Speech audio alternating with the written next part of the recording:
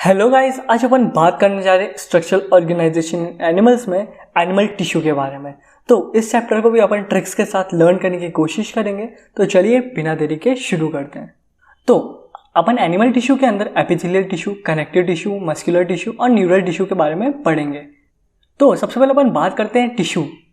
तो टिश्यू क्या होता है? टिश्यू ग्रुप ऑफ सेल्स को कहा जाता है जो कि उनका सिमिलर ओरिजिन हो और उनका सिमिलर बेसिक फंक्शन हो, तो इसको अपन टिश्यू बोलते हैं। टर्म एनिमल टिश्यू किसने दी थी? वो दी थी बीचैट ने। और प्लांट टिश्यू टर्म किसने दी थी? वो दी थी एंड्रयू ने। टिश्यू सबसे पहले ओरिजिनेट हुए थे अपनी सिलेंट्रेटा फाइलम के अंदर। स्टडी ऑफ टिश्यूज को अपन हिस्टोलॉजी कहते हैं और जो हिस्टोलॉजी टर्म दी थी वो मेयर ने दी थी। तो कितने टाइप्स के एनिमल टिश्यू होते हैं? 4 टाइप्स के एनिमल टिश्यू होते हैं। एपिथेलियल टिश्यू होता है, कनेक्टिव टिश्यू होता है, मस्कुलर टिश्यू होता है, न्यूरल टिश्यू होता है। जो अपना एपिथेलियल टिश्यू रहता है वो डिराइव्ड होता है फ्रॉम ऑल 3 जर्म लेयर्स, यानी कि एक्टोडर्म, एंडोडर्म एंड मेसोडर्म, ये तीनों से डिराइव्ड होता है। जबकि जो अपना कनेक्टिव टिश्यू रहता है ये केवल और केवल मेसोडर्म से डिराइव्ड होता है। जो अपना मस्कुलर टिश्यू रहता है ये मेनली मेसोडर्मल होता है ओरिजिन के अंदर, बट इनके अंदर कुछ एक्सेप्शन केसेस होते हैं जो कि एक्टोडर्मल होते हैं ओरिजिन के अंदर, जैसे iris, ciliary muscles of the eye, mammary gland and erector pili of the skin. और जो अपना न्यूरल टिश्यू रहता है वो हमेशा एक्टोडर्म रहते हैं ओरिजिन के अंदर। तो सबसे पहले अपन बात करते हैं एपिथेलियल टिश्यू की। एपी यानी अपॉन, थीलिया यानी ग्रोथ, यानी ये किसी के ऊपर ग्रोथ करते हैं अपने एपिथेलियल टिश्यू। ये फर्स्ट इवॉल्व टिश्यू रहते हैं अपनी एम्ब्रियोनिक लाइफ के अंदर। जो टर्म एपिथेलियम दी थी वो रुइश साइंटिस्ट ने दी थी। ये इनके अंदर हाई रीजनरेशन पावर रहती है और सबसे ज़्यादा लीस्ट रीजनरेशन पावर किसके अंदर रहती है? वो रहती है न्यूरल टिश्यू के अंदर। ये किसी के ऊपर ग्रो करते हैं, यानी कि ये एवैस्कुलर रहते हैं नेचर के अंदर, यानी इनके अंदर कोई भी ब्लड सप्लाई नहीं होती है। जैसा मैंने बताया ये रेस्ट करते हैं अपॉन द बेसमेंट लेयर। तो वो बेसमेंट लेयर वो बनी रहती है अपनी बेसल लैमेला और फाइब्रस लैमेला की। जो बेसल लैमेला रहता है वो सीक्रेट होता है फ्रॉम द एपिथेलियम और जो अपना फाइब्रस लैमेला रहता है वो सीक्रेट होता है फ्रॉम द कनेक्टिव टिश्यू। यानी कि जो ये एपिथेलियल टिश्यू रहता है वो कनेक्टिव टिश्यू के ऊपर ग्रो होता है। जो अपना बेसल लैमेला रहता है वो ग्लाइकोप्रोटीन का बना रहता है, जबकि जो अपना फाइब्रस लैमेला रहता है वो प्रोटीन फाइबर्स का बना रहता है। तो मैंने जैसे बताया जो बेसमेंट मेम्ब्रेन रहती है फॉर्म होती है from both epithelium and the connective tissue. इनके अंदर जो सेल्स रहते हैं वो क्लोजली पैक रहते हैं और इनके अंदर लिटिल सेलुलर स्पेस प्रेजेंट रहती है। जो अपना एपिथेलियल टिश्यू रहते हैं ये अपने अंदर की आउटर लाइनिंग दोनों बनाते हैं, यानी कि they are found on the surface of the body organ and lines them from the both outside and inside. और जैसे मैंने पहले ही बता चुका हूँ कि ये डिराइव होता है फ्रॉम ऑल 3 जर्म लेयर्स।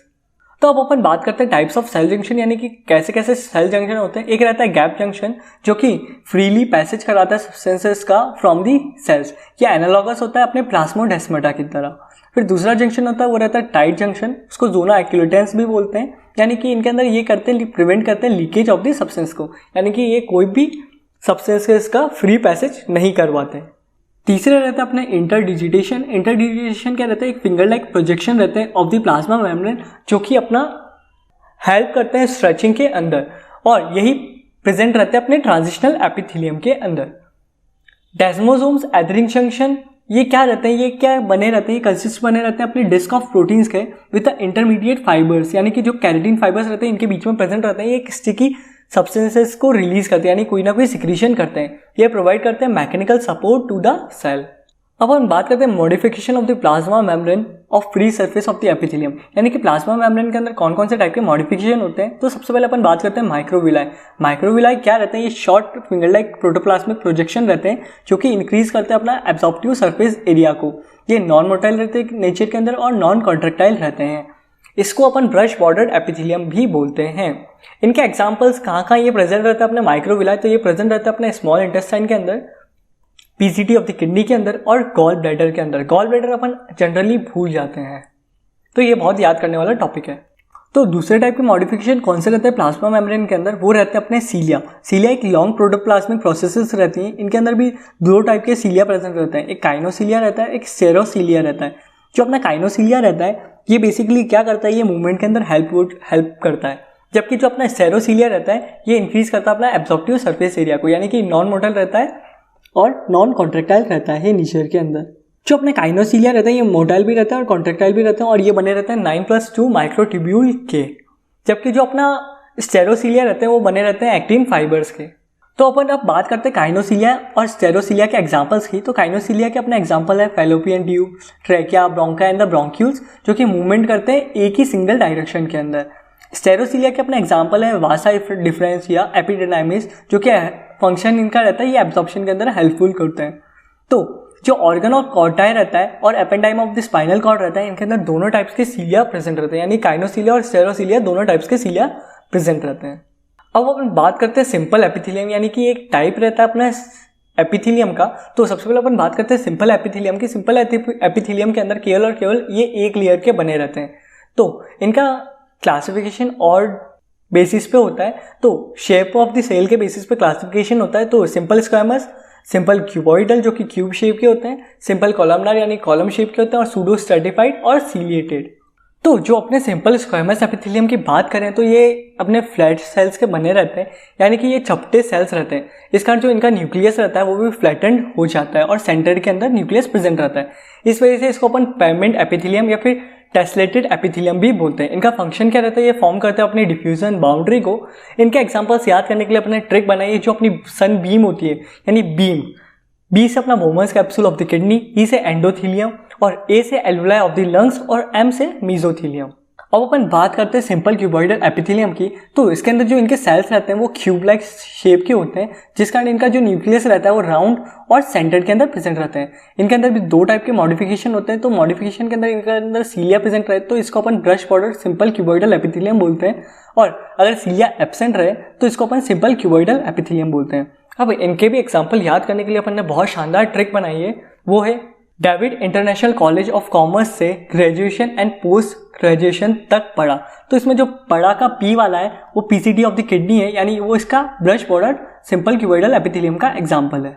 और बाकी सब यानी कि डी से डीसीडी ऑफ द किडनी, आई से आइरिस, सी से सिलियरी बॉडी, सी से कैरोइड, और जी से जर्मिनल एपिथेलियम यानी टेस्टिस और ओवरी का जर्मिनल एपिथेलियम, फिर पी से पैनक्रियास, फिर जी से ग्लैंड डक्ट्स, और टी से थायराइड फॉलिकल। तो ये जो अपना एग्जाम्पल है ये सिंपल क्यूबॉइडल के एग्जाम्पल्स हैं। अब हम बात करते हैं सिंपल कॉलमनार एपिथेलियम की। तो जो सिंपल कॉलमनार एपिथेलियम रहता है तो इनके सेल्स क्या रहते हैं, वो पिलर लाइक सेल्स रहते हैं, यानी जो इनका न्यूक्लियस रहता है वो इलोंगेटेड हो जाता है पर बॉटम में प्रेजेंट रहता है। इनके अंदर भी इनके जो कुछ सेल मॉडिफाई हो जाते हैं और वो म्यूकस प्रोड्यूस करने लग जाते हैं, तो उसको अपन गॉबलेट सेल्स बोलते हैं, यानी कि ग्लैंडुलर एपिथेलियम का एक मान सकते हैं एग्जाम्पल है। तो इनके अंदर भी अगर सीलिया प्रेजेंट रहे तो अपन उसको ब्रश बॉर्डर बोलेंगे, और on the basis of the goblet cells तो ये सिंपल कॉलमनार ग्लैंडुलर और ब्रश बॉर्डर ग्लैंडुलर और ब्रश बॉर्डर सिंपल कॉलमनार के अंदर डिवाइड होते हैं। तो इनके भी एग्जाम्पल याद करने के लिए अपन ने बहुत शानदार ट्रिक बनाई है। वो ट्रिक है Lal Bahadur Shastri was a great Indian with simple life.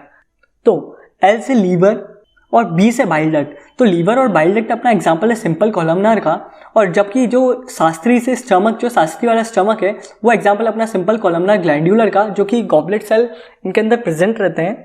और ग्रेट से ही गॉल ब्लैडर है, जो कि एग्जाम्पल है अपना brush border simple columnar epithelium का, जिनके अंदर माइक्रोविलाई प्रेजेंट रहते हैं।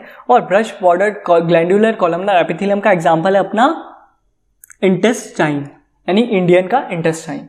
इनके अंदर और एक स्पेशल टाइप ऑफ एपिथेलियम भी प्रेजेंट रहते हैं, जो कि रहते हैं सिंपल कॉलमनार सेंसरी एपिथेलियम, जो कि सेंसेशन के अंदर हेल्पफुल होते हैं, जो कि प्रेजेंट रहते हैं अपने organ of Corti, retina, taste bud और ऑल्फैक्टरी लोब्स के अंदर।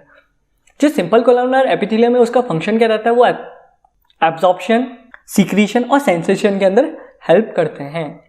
अब अपन बात करते हैं सूडो स्ट्रेटिफाइड एपिथेलियम की। तो जो अपना सूडो स्ट्रेटिफाइड एपिथेलियम है तो इनके अंदर क्या होता है, मॉडिफिकेशन होता है ये अपने कॉलमनार एपिथेलियम का। इनके अंदर दो टाइप्स के सेल प्रेजेंट रहते हैं, यानी लॉन्ग सेल रहते हैं और कुछ शॉर्ट सेल्स रहते हैं, जिस तरह कारण ये अपने को सूडो यानी कि दो की तरह प्रतीत होते हैं, बट होते सिंगल लेयर होते हैं। तो जैसा मैंने बताया, due to different in size hence arrangement of the nucleus they appear to be the multi layered, but होते सिंगल लेयर है।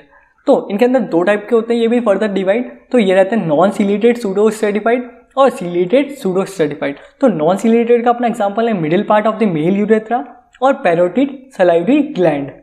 जबकि अपना सीलिएटेड सूडो स्ट्रेटिफाइड के एग्जांपल के लिए अपने ट्रिक बनाइए लेट बॉलीवुड शाइन, यानी बॉलीवुड को चमकने दो। तो एल से लैरिंग्स, ई से स्टेशन ट्यूब, टी से ट्रेकिया, बी से ब्रोंका एंड द ब्रोंक्यूल्स, और एस से सिनेट्रियन मेम्ब्रेन, जो कि एक ऑल्फैक्टरी एपिथेलियम है। अपन बात करते हैं कंपाउंड एपिथेलियम की, यानी जो अपना एपिथेलियम टिश्यू रहता है वो तीन टाइप में डिवाइड होता है। Simple, compound and glandular. तो अपन बात करते हैं कंपाउंड एपिथेलियम की, तो इनके अंदर दो या फिर दो से ज़्यादा लेयर प्रेजेंट रहती है। जो इनकी डीपेस्ट लेयर रहती है वो लाई होती है ऑन द बेसमेंट मेम्ब्रेन। इनका क्या फंक्शन रहता है, ये प्रोटेक्शन प्रोवाइड करते हैं अगेंस्ट फ्रिक्शन एंड केमिकल। तो ये भी दो टाइप्स में होते हैं, एक स्ट्रेटिफाइड एपिथेलियम रहता है और एक ट्रांजिशनल कंपाउंड एपिथेलियम रहता है।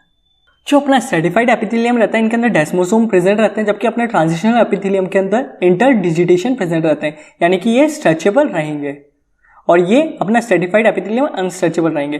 जैसा मैंने बताया डेस्मोसोम क्या करते हैं, मैकेनिकल सपोर्ट प्रोवाइड करते हैं, तो जो अपना स्ट्रेटिफाइड एपिथेलियम है ये अपने को मैकेनिकल सपोर्ट प्रोवाइड करेगी, जबकि जो अपना ट्रांजिशनल एपिथेलियम है ये स्ट्रेचिंग के अंदर काम होते हैं। तो इनके अंदर बेसमेंट मेम्ब्रेन का कोई भी रोल नहीं रहता, इस कारण इनके अंदर बेसमेंट मेम्ब्रेन एब्सेंट रहती है और ये स्ट्रेच होकर सिंगल लेयर बना लेते हैं। तो इसके अपने ट्रांजिशनल एपिथेलियम का एग्जांपल ये कहाँ प्रेजेंट रहती है, प्रेजेंट रहती है अपनी रीनल पेल्विस के अंदर, यूरेटर के अंदर, यूरिनरी ब्लैडर के अंदर, और ये बनाती है अपना proximal part of the male urethra. तो जो अपना मिडिल पार्ट बना रही थी वो बना रही थी non chelated pseudo stratified epithelium, और जो प्रॉक्सिमल पार्ट बनाती है वो बनाती है ट्रांजिशनल एपिथेलियम। तो स्ट्रेटिफाइड एपिथेलियम फर्दर 3 कैटेगरीज में डिवाइड होता है।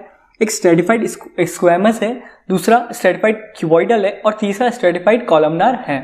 तो सबसे पहले अपन बात करते हैं स्ट्रेटिफाइड स्क्वैमस एपिथेलियम की, जो कि इनका जो अपर मोस्ट लेयर रहती है वो फ्लैट लाइक स्ट्रक्चर रहता है, उनका सेल्स का फ्लैट लाइक स्ट्रक्चर रहता है। तो ये भी फर्दर 2 में डिवाइड होती है, कैरेटिनाइज स्ट्रेटिफाइड स्क्वैमस एपिथेलियम और non keratinize stratified squamous epithelium. तो कैरेटिनाइज की बात करें तो कैरेटिनाइज के अंदर जो इनके सेल्स रहते हैं वो डेड हो जाते हैं और इनके अंदर ये फिल्ड हो जाता है अपना कैरेटिन प्रोटीन, जिस वजह से इसको कैरेटिनाइज स्ट्रेटिफाइड स्क्वैमस एपिथेलियम बोलते हैं। तो इनको अपन हॉर्नी या फिर कार्निफाइड लेयर भी बोलते हैं। तो जो अपने कैरेटिनाइज स्ट्रेटिफाइड स्क्वैमस एपिथेलियम है ये प्रेजेंट रहता है अपने स्किन एपिडर्मिस बनाते हैं, अपनी हेयर्स बनाते हैं, नेल्स बनाते हैं, स्केल्स बनाते हैं, फीदर्स बनाते हैं, और जो अपने गाय भैंसों के सिंग रहते हैं वो भी यही बनाते हैं। जो अपने कैरेटिनाइज रहते हैं वो डेड रहते हैं, जबकि जो अपना नॉन कैरेटिनाइज रहते हैं ये लिविंग रहते हैं, यानी कि इनके अंदर न्यूक्लियस प्रेजेंट रहता है। ये जो भी अपनी सेफ्टी लाइनिंग्स है, नॉन कैरेटिनाइज जो भी अपने अंदर की लिविंग सेफ्टी लाइनिंग्स है ये उसको बनाते हैं, यानी अपनी बक्कल कैविटी से लेके ईसोफेगस तक ये प्रेजेंट रहते हैं नॉन कैरेटिनाइज, और नीचे में एनल कैनाल, वजाइना और सर्विक्स के अंदर non keratinize stratified squamous epithelium present रहते हैं। और एक अपनी जो आई भी है उसको भी प्रोटेक्शन प्रोवाइड करना पड़ता है अपना आउटर एनवायरमेंट से। तो conjunctiva and the cornea of the eye के अंदर भी non keratinize stratified squamous epithelium present रहता है। अब अपन बात करते हैं स्ट्रेटिफाइड क्यूबॉइडल एपिथेलियम की। तो इनका जो अपरमोस्ट सेल रहता है वो क्यूब लाइक स्ट्रक्चर का रहता है। तो इसके एग्जांपल को याद करने के लिए अपने ट्रिक बनाई है, fam has a super SPF, यानी एफ से फ्रॉग स्किन, ई से एपिग्लॉटिस, एम से मेमोरी ग्लैंड और एस से अपना सलाइवरी ग्लैंड, स्वेट ग्लैंड और पैनक्रियास हो गया, यानी कि जो लार्ज डक्ट वाली जो लार्ज डक्ट प्रेजेंट रहती है अपनी सलाइवरी की, स्वेट ग्लैंड्स की और पैनक्रियास की, तो इनके अंदर भी स्ट्रेटिफाइड क्यूबॉइडल एपिथेलियम का बना रहता है। और सबसे मेन बात फीमेल यूरेथ्रा। अब हम बात करते हैं स्ट्रेटिफाइड कॉलमनर एपिथेलियम, यानी कि जो इनका अपर मोस्ट सेल लेंगे वो पिलर लाइक शेप के रहेंगे। तो इसके जो अपना एग्जांपल है वो है अपनी मेमोरी डक्ट, ना कि मेमोरी ग्लैंड, ये याद रखना, यानी इसका में मेमोरी डक्ट प्रेजेंट रहती है ना कि मेमोरी ग्लैंड। और इसका एक और है, यानी कि ये बनाता अपना distal part of the male urethra, यानी अपना जो मेल यूरेथ्रा रहता है वो अलग अलग एपिथेलियम का कंपोज ऑफ रहता है, जबकि फीमेल यूरेथ्रा अपना सिंपल स्ट्रेटिफाइड क्यूबॉइडल एपिथेलियम का बना रहता है। अब अपन बात करते हैं ग्लैंडुलर एपिथेलियम की। तो इनके अंदर कंसिस्ट होते हैं कुछ सिक्रेटरी सेल्स, यानी ये एक्टोडर्मल होते हैं अपने ओरिजिन के अंदर। तो अपन बात करते हैं टाइप्स ऑफ ग्लैंड की। तो टाइप्स ऑफ ग्लैंड बहुत तरीके का, इनका जो क्लासिफिकेशन का बेसिस है वो बहुत अलग अलग है। तो सबसे पहले अपन बात करेंगे प्रेजेंस और the absence of the duct. तो इनके बेसिस पे 3 टाइप्स की ग्लैंड होती है अपनी, एक्सोक्राइन ग्लैंड होती है, एंडोक्राइन ग्लैंड होती है और हेट्रोक्राइन ग्लैंड होती है। जो एक्सोक्राइन ग्लैंड रहती है इनके अंदर डक्ट्स प्रेजेंट रहते हैं, यानी कि जो ये ट्रांसफर करते हैं अपने सिक्रीशन को थ्रू डक्ट्स करते हैं, और जो अपना एंडोक्राइन रहता है ये पोर करते हैं अपने ब्लड के अंदर सिक्रीशन, यानी के अंदर डक्टलेस ग्लैंड होती है ये। तो अपने एक्सोक्राइन का एग्जाम्पल है salivary gland, memory gland, sebaceous gland और कार्निवाइसस ग्लैंड। जो अपने एंडोक्राइन का एग्जाम्पल है जो भी अपने हार्मोन रिलीजिंग ग्लैंड होते हैं वो इनके एग्जाम्पल है, जैसे अपनी थायराइड ग्लैंड हो गया, थाइमस हो गया, पिट्यूटरी ग्लैंड हो गया, ये सब इनके एग्जाम्पल आ जाएंगे। और हेट्रोक्राइन ग्लैंड यानी कि ये दोनों का मिक्सचर होता है, एक्सोक्राइन और एंडोक्राइन दोनों का मिक्सचर होता है। तो इसके एग्जाम्पल याद करने के लिए अपन ट्रिक बनाई है पॉट, यानी कि पी से पैनक्रियास, जी से गॉनेट्स और गॉनेट्स का यानी टेस्टिस और ओवरी। तो दूसरा क्लासिफिकेशन अपन ग्लैंड्स की बात करें तो वो रहता है मोड ऑफ द सिक्रीशन के ऊपर। तो इनके अंदर डिवाइड होती है ग्लैंड्स मीरोक्राइन या एक्रोइन या फिर एपोक्राइन या फिर हेलोक्राइन टाइप की ग्लैंड रहती है। जो अपना मीरोक्राइन रहता है ये सिंपली अपना जो रिलीज करते हैं सिक्रीशन वो करते हैं सिंपल डिवीजन के थ्रू, और जो अपना एपोक्राइन रहते हैं ये क्या करते हैं अपना एपाइकल पार्ट को रिलीज करते हैं विथ अलॉन्ग द सिक्रीशन। और जो अपना होलोक्राइन रहते हैं ये पूरा का पूरा सेल रिलीज कर देते हैं जैसा अपन देख पा रहे हैं। तो अपन मीरोक्राइन के एग्जांपल याद करने के लिए अपने ट्रिक बनाई है। जो सलमान और शाहरुख हैं ये दोनों इंक्लूड है जीनियस के अंदर, जीनियस बुक के अंदर, यानी कि Salman and Shahrukh are included in genius. तो एस से सलाइवरी ग्लैंड, एस से स्वेट ग्लैंड, आई से इंटेस्टाइनल ग्लैंड और जी से गैस्ट्रिक ग्लैंड। और जबकि जो अपना एपोक्राइन ग्लैंड है उनके एग्जांपल अपना मेमोरी ग्लैंड, कर्वेशियस ग्लैंड और sweat glands of the armpits. और जो अपना हेलोक्राइन है उसका एग्जांपल है अपना केवल और केवल सिबेशियस ग्लैंड। फिर जो अपना लास्ट क्लासिफिकेशन रहता है अपना जो ग्लैंड का वो रहता है on the basis of their structure and the shape of the cell. तो यूनिसेल्युलर ग्लैंड होती है और मल्टी सेल्युलर ग्लैंड होती है। जो यूनिसेल्युलर ग्लैंड होते हैं उसका एग्जांपल अपना केवल और केवल गॉबलेट सेल जो कि म्यूकस प्रोड्यूसिंग ग्लैंड होती है। और जो अपना मल्टी सेल्युलर ग्लैंड होती है उनके अंदर वो फर्दर 3 के अंदर डिवाइड होता है, अपना ट्यूबुलर ग्लैंड, एल्वुलर ग्लैंड और कंपाउंड ट्यूबुलर एल्वुलर ग्लैंड। तो जो अपना ट्यूबुलर ग्लैंड है वो फर्दर डिवाइड होता है सिंपल ट्यूबुलर और कंपाउंड ट्यूबुलर के अंदर। जो अपना सिंपल ट्यूबुलर है वो फर्दर डिवाइड होता है अपना स्ट्रेट ट्यूबुलर, कॉइल ट्यूबुलर और ब्रांच ट्यूबुलर। और जो अपना एल्वुलर ग्लैंड रहती है वो फर्दर 2 में डिवाइड होती है, सिंपल एल्वुलर और कंपाउंड एल्वुलर। जो अपना सिंपल एल्वुलर रहती है वो फर्दर डिवाइड होती है स्ट्रेट और ब्रांच के अंदर। फिर कंपाउंड एल्वुलर ट्यूबुलर यानी कि इनके दोनों प्रेजेंट रहते हैं। तो इनके एग्जांपल्स को याद करने के लिए यानी कि इस फ्लो चार्ट के सीक्वेंस को अपन एग्जांपल याद करने की कोशिश करेंगे, वो भी ट्रिक के साथ। तो ट्यूबुलर ग्लैंड्स के जो सीक्वेंस था तो उसको याद करने के लिए जो अपने ट्रिक बनाई है वो कार से जल्दी घर भागना है, यानी मुझे कार से जल्दी घर भागना है। तो सी से क्रिप्स ऑफ लीवर कुल जो कि अपना एग्जांपल है सिंपल स्ट्रेट का, एस से स्वेट ग्लैंड्स, जी से गैस्ट्रिक ग्लैंड्स और बी से बर्नर्स ग्लैंड। बर्नर्स ग्लैंड अपना एग्जांपल रहता है कंपाउंड ट्यूबुलर का। फिर एल्वुलर ग्लैंड्स और कंपाउंड ट्यूबुलर एल्वुलर ग्लैंड्स के अपन ने एग्जांपल याद करने के लिए ट्रिक बनाई है। जो चार्ल्स सुबराज था उसको पुलिस ने मारा, तो चार्ल्स सुबराज को पुलिस ने मारा। तो सी से cutaneous gland of the frog, S से सेबेशियस ग्लैंड, एस से सबमेंडिबल और सब लिंगुअल ग्लैंड, पी से पैरोटिड ग्लैंड और जो एम से मेमोरी ग्लैंड। तो जो अपना पैरोटिड और मेमोरी ग्लैंड है वो एग्जांपल है अपना कंपाउंड ट्यूबुलर एल्वुलर ग्लैंड का। कनेक्टिव टिश्यू, तो connective tissue most abundant animal tissue होता है, ये most wide spread animal tissue भी होता है। यानी कि जो अपने एनिमल के अंदर मोस्ट एबंडेंट और मोस्ट वाइड स्प्रेड जो टिश्यू रहता है वो रहता है कनेक्टिव टिश्यू। ये कॉन्स्टिट्यूट करता है 30% of the total body weight. इनका जो मेन फंक्शन रहता है वो करता है ये बाइंडिंग करता है और लिंकिंग करता है अपनी पूरी बॉडी की, यानी कि टिश्यू और ऑर्गन के आपस में जोड़ के रखता है। इनके बहुत सारे अदर फंक्शन भी होते हैं, जैसे कि ये हेल्प करता है अपने मूवमेंट और लोकोमोशन के अंदर। जैसे अपना स्केलेटन टिश्यू वो एक टाइप रहता है कनेक्टिव टिश्यू का। यह हेल्प करता है transportation of the substance in the form of blood, यानी कि ब्लड के फॉर्म में भी ये ट्रांसपोर्ट करता है सब्सटेंसेस का, जैसे कि आरबीसी कुछ न्यूट्रिएंट्स का। और ये हेल्प करता है डिफेंस ऑफ द बॉडी के अंदर as a blood and a lymph. तो ब्लड के अंदर जैसे डब्ल्यूबीसी प्रेजेंट रहते हैं जो कि अपने फैगोसाइटिक एक्टिविटी शो करते हैं। तो इनका मेन फीचर क्या रहता है, इनके अंदर प्रेजेंस रहती है अपनी एक्स्ट्रा सेलुलर फ्लूइड का प्रेजेंस रहता है, वो भी लार्ज क्वांटिटी के अंदर। तो कनेक्टिव टिश्यू के अंदर 3 कंपोनेंट मिलके बनता है कनेक्टिव टिश्यू। तो different type of the cell, ground substance और प्रोटीन फाइबर। जो ग्राउंड सब्सटेंस और प्रोटीन फाइबर रहते हैं ये बनाते हैं अपना एक्स्ट्रा सेल्यूलर मैट्रिक्स को। तो अपन अब बात करते हैं मैट्रिक्स की। तो मैट्रिक्स के अंदर ग्राउंड सब्सटेंस और मैंने बताया जैसे कि प्रोटीन फाइबर से मिलकर अपना मैट्रिक्स बनता है। तो ग्राउंड सब्सटेंस क्या रहता है, ग्राउंड सब्सटेंस अपना जेली लाइक सब्सटेंस रहता है जो कि कंपोज होता है अपना म्यूकोपॉलीसैकेराइड का। इनके अंदर भी मोस्टली हाइलुरोनिक एसिड प्रेजेंट रहता है। प्रोटीन फाइबर्स के अंदर भी 3 टाइप के फाइबर्स प्रेजेंट रहता है। अपना एक white rigid collagen fibre present रहता है, yellow flexible elastic fibre present रहता है और रेटिकुलेट फाइबर प्रेजेंट रहता है। तो अपन बात करते हैं वाइट रिजिड कोलेजन फाइबर्स की। तो ये बना रहता है कोलेजन प्रोटीन का और ये प्रोवाइड करता है अपने को रिजिडिटी। ये अनब्रांच रहता है और फाउंड होता है बंडल्स के फॉर्म में, जिस वजह से ये बहुत रिजिड हो जाता है। अगर कोई भी चीज़ बंडल के फॉर्म में मिले तो बहुत ज़्यादा उसको तोड़ना मुश्किल रहता है। और ये बॉइलिंग के अंदर करने में जेलेटिन में कन्वर्ट हो जाता है और ये डाइजेस्ट होता है थ्रू द पेप्सिन प्रोटीन के through. Yellow flexible elastic fibres की बात करें तो ये बना रहता है अपना इलास्टिक प्रोटीन का। ये प्रोवाइड करता है अपने को फ्लेक्सिबिलिटी और यही रहता है ब्रांच रहता है और फाउंड होता है सिंगुलरली। और ये बॉइलिंग के अंदर इनका कुछ भी ये कन्वर्ट नहीं होता बॉइलिंग के अंदर, यानी कि इनके अंदर कोई भी बॉइलिंग का इफेक्ट शो नहीं होता और यह हाईली रेजिस्टेंट रहता है केमिकल्स के लिए। और ये डाइजेस्ट होता है थ्रू द ट्रिप्सिन एंजाइम।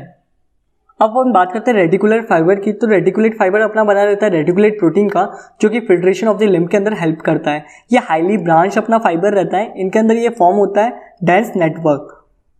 ये प्रेजेंट रहता है अपना लिम्फॉइड ऑर्गन के अंदर, जैसे लिम्फॉइड अपना लिम्फॉइड नोड्स रहती हैं जो कि टॉन्सिल्स रहते हैं, और जैसा कि अपना स्प्लीन हो गया जो कि लार्जेस्ट अपना लिम्फॉइड ऑर्गन है।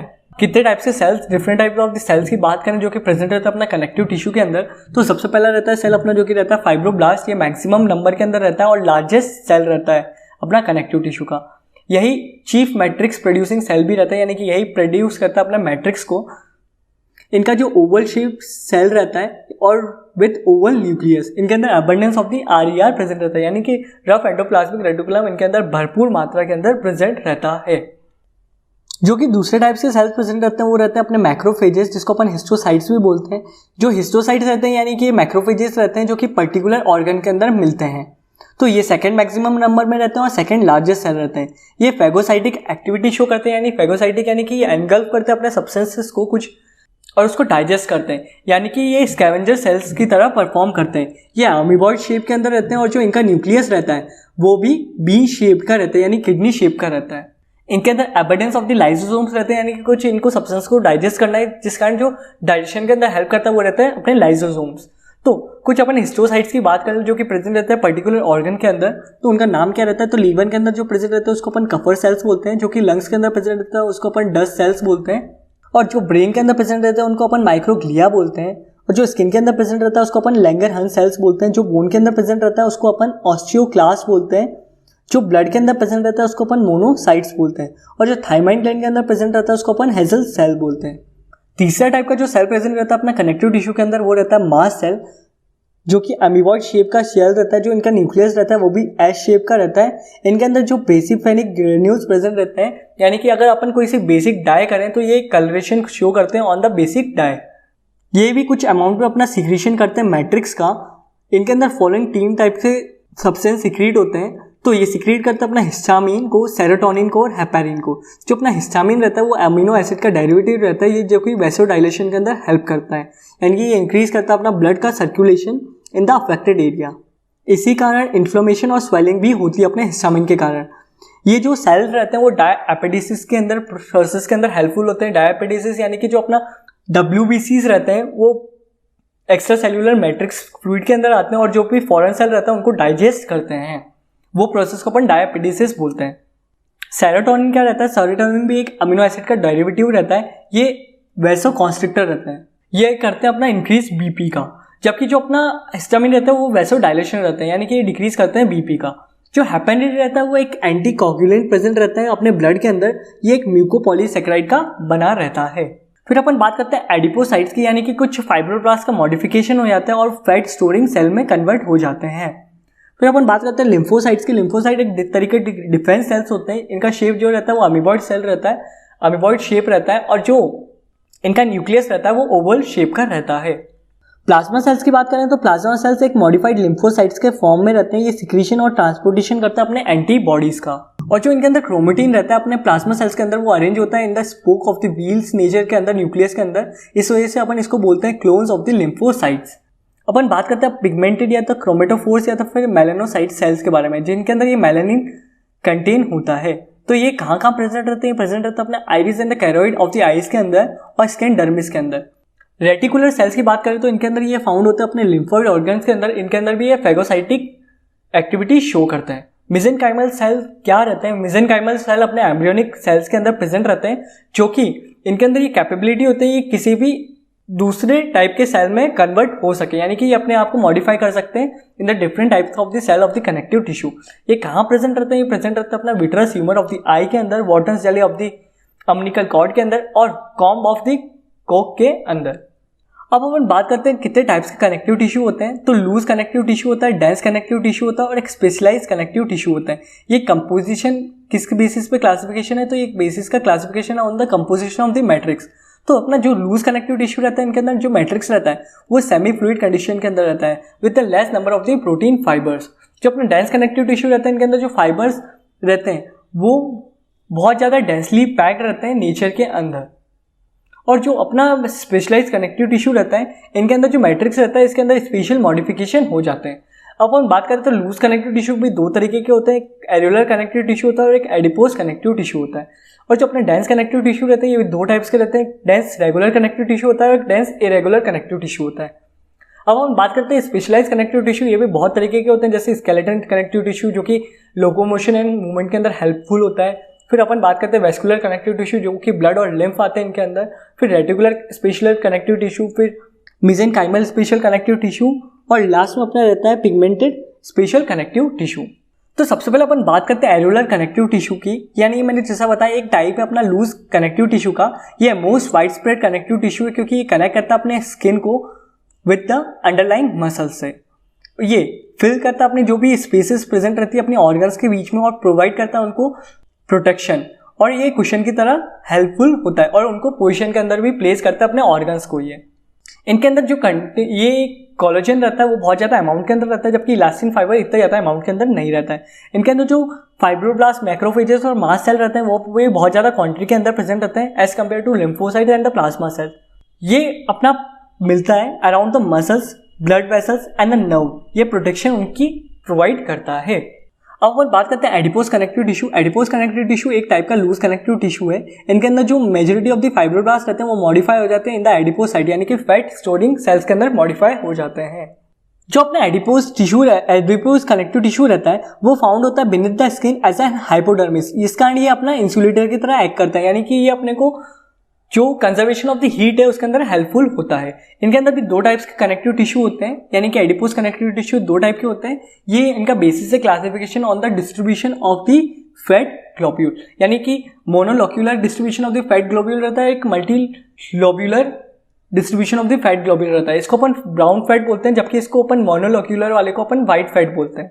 तो अपन अब बात करते हैं monolocular distribution of the fat globule, यानी कि व्हाइट फैट के बारे में बात करें तो इनका जो न्यूक्लियस और साइटोप्लाज्म रहता है वो पेरिफेरिक के अराउंड प्रेजेंट रहता है, यानी कि जो फैट ग्लोब्यूल रहता है बहुत सिंगली रहता है, लार्ज रहता है और मेजॉरिटी ऑफ द सेल को ऑक्यूपाई करता है, जबकि जो अपना न्यूक्लियस इस कारण कोने में शिफ्ट हो जाता है और साइटोप्लाज्म भी कोने में शिफ्ट हो जाता है। तो इसके जो एग्जांपल्स हैं वो है अपना ब्लबर इन द वेल्स और हम्प इन द कैमल्स, या फिर tail of the marsha sheep, और जो अपना येलो बोन मेरो प्रेजेंट रहती है अपनी बोन के अंदर वो भी इसके एग्जाम्पल्स हैं।